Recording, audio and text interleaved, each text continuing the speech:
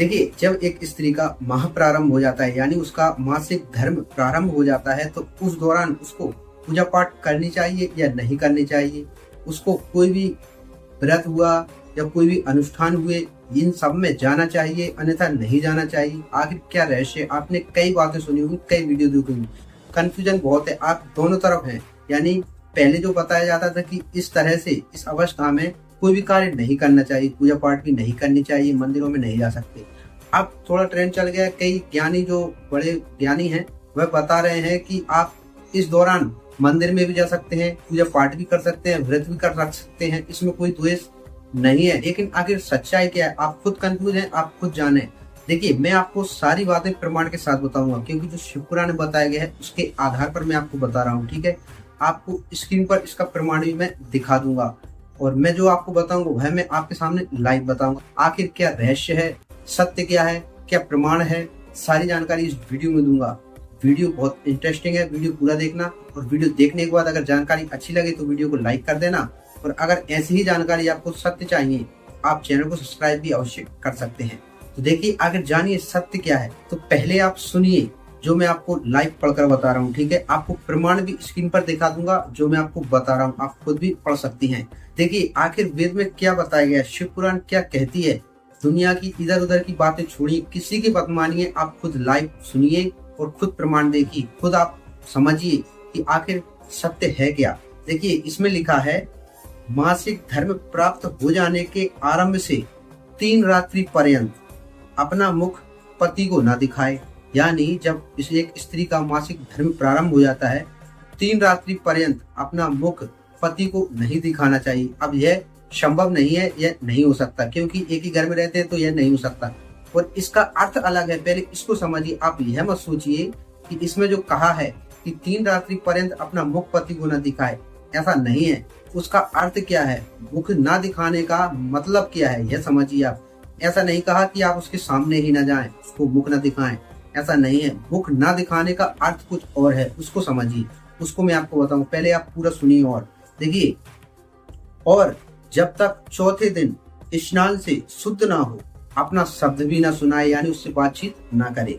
श्रुति स्नान के पश्चातम पति का ही मुख देखे, यानी 5वें दिन स्नान करके ही पति का मुख देखे, अन्य का मुख ना देखे। यानी पति के अलावा जब आप श्रुति यानी 5वें दिन जब आप सिर धुलती हैं तो उसके बाद अपने पति का ही मुख देखना चाहिए, यानी उनका दर्शन करना चाहिए। अन्य किसी पुरुष का दर्शन नहीं करना चाहिए उस दौरान। अगर पति घर में ना हो, सुनिए, अथवा पति के ना होने पर पति का ध्यान कर सूर्य का दर्शन करे। जब आपका पति अगर उस टाइम घर पे ना हो तो आप पति का मन में ध्यान कर, यानी उनका स्मरण कर, उनकी छवि का दर्शन कर और भगवान सूर्य का दर्शन कर लें तो आपका यह कार्य पूर्ण हो जाएगा। तो अब इन बातों का अर्थ क्या है इसको समझिए। क्यों कहा है 3 रात्रि पर्यंत अपना मुख भी पति को नहीं दिखाना चाहिए। अब इस मुख न दिखाने का अर्थ समझिए। देखिए कि जब एक स्त्री का मासिक धर्म प्रारंभ हो जाता है तो उसको कम से कम 3 रात्रि पर्यंत अपने पति के साथ शयन नहीं करना चाहिए। इसका यह अर्थ है मुख न दिखाने का। शयन यानी अपने पति के साथ रात्रि में नहीं सोना चाहिए, यह समझिए। तो इस वेद में यही बताया गया है कि उस दौरान जब एक स्त्री का मासिक धर्म प्रारंभ हो जाए तो उस दौरान कम से कम 3 रात्रि पर्यंत अपने पति के साथ रात्रि में शयन नहीं करना चाहिए, उनसे दूर रहना चाहिए, दूर सोना चाहिए, अलग सोना चाहिए। ठीक है, लेकिन आजकल ऐसा नहीं है, कलयुग है, इसमें कुछ भी हो सकता है। आजकल तो लोग, देखिए मैं जो बता रहा हूँ आपको उसको गलत मत समझना। ठीक है, आजकल तो लोग सेक्स भी कर लेते हैं उस दौरान जब एक स्त्री का मासिक धर्म चल रहा हो उस टाइम। लेकिन आप सोचिए, जब वेद में इतना बड़ा प्रमाण दे दिया गया है कि एक स्त्री को अपने पति के साथ 3 रात्रि तक मुख नहीं दिखाना चाहिए, यानी उनके साथ शयन नहीं करना चाहिए, तो आप यह कार्य किस तरह से कर सकते हैं। तो इसी को कलयुग कहा गया है। कलयुग में सब हो रहा है, इसलिए सब उल्टा हो रहा है। ठीक है, और 5वें दिन श्रुति स्नान करने के बाद आप यह कार्य कर सकते हैं क्योंकि इसका विधान यही बताया गया है। तो इसका यह अर्थ है। तो अब आप खुद दिमाग लगाइए और खुद सोचिए, जब एक स्त्री के लिए अपने पति से दूर रहने की बात करती है तो समझिए आप किस तरह से मंदिर जा सकती हैं, किस तरह से आप पूजा पाठ कर सकती हैं, किस तरह से आप व्रत कर सकती हैं। बिल्कुल भी नहीं कर सकती। जो सब आपने सुना है वह सब बिल्कुल गलत है।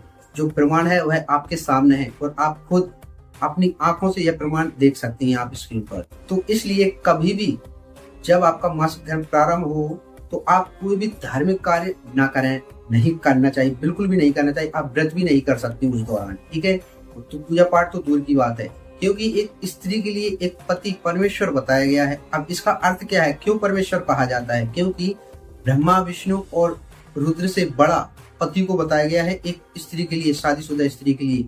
इसलिए वेद में बताया गया है कि एक स्त्री को अपनी पति की आज्ञा के बिना कुछ भी कार्य नहीं करना चाहिए, वरना वह कार्य कभी भी सफल नहीं होता, उसका कोई भी फल नहीं मिलता। और कोई भी धर्म कार्य जब होते हैं तो एक स्त्री और पुरुष यानी एक जो शादीशुदा जोड़ा रहता है उसको साथ में वह धार्मिक कार्य करना चाहिए।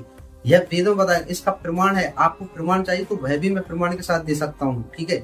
मैं आपको ऐसे ही कुछ नहीं बता रहा, जो सत्य है वही आपको बता रहा। तो इसलिए ऐसे बहुत से विधान हैं जो आप बिल्कुल भी नहीं जानते और सब उल्टा सुल्टा हो रहा है। देखिए, सब इस तरह से समझिए आप कि आप किसी भी कोई भी कार्य कर रहे हैं, यानी आप कोई भी काम कर रहे हैं और उसका आपको पैसा ना मिले तो आपको किस तरह से लगेगा। तो इसी बात का यही अर्थ समझिए कि आप कोई भी कार्य कर रहे हैं, आप पूजा पाठ भी कर रहे हैं या व्रत कर रही हैं, कुछ भी कार्य कर रही हैं, अगर उसका आपको फल ही ना मिले तो आप क्या फायदा है, ठीक है।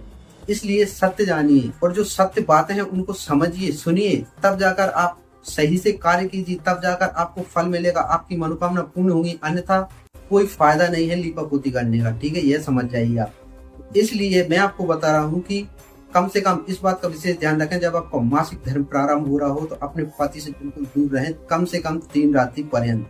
जो आपको प्रमाण भी मैंने बता दिया है, आप समझ जाइए, ठीक है। तो इन बातों का विशेषकर ध्यान रखें। आप कभी भी कोई भी धार्मिक कार्य, व्रत, पूजा कुछ भी ना करें इस टाइम पर। ध्यान रखें, यह वेद में बताया गया है, आप किसी की बिल्कुल भी ना सुने। सब मनगढ़ंत बातें हैं और बिल्कुल गलत हैं, क्योंकि जो मैं आपको बता रहा हूँ वह लाइव प्रमाण के साथ बता रहा हूँ। इन बातों का विशेष ध्यान रखें।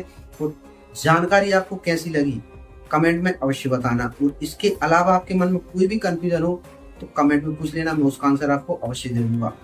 इस तरह की आपको अगर सत्य प्रमाण के साथ जानकारी चाहिए तो इस चैनल को सब्सक्राइब अवश्य कर लें, क्योंकि इस चैनल पर आपको संपूर्ण जानकारी प्रमाण के साथ ही मिलती है। तो चलिए मिलते हैं नेक्स्ट वीडियो में और नई इंटरेस्टिंग जानकारी के साथ। तब तक के लिए जय श्री राम।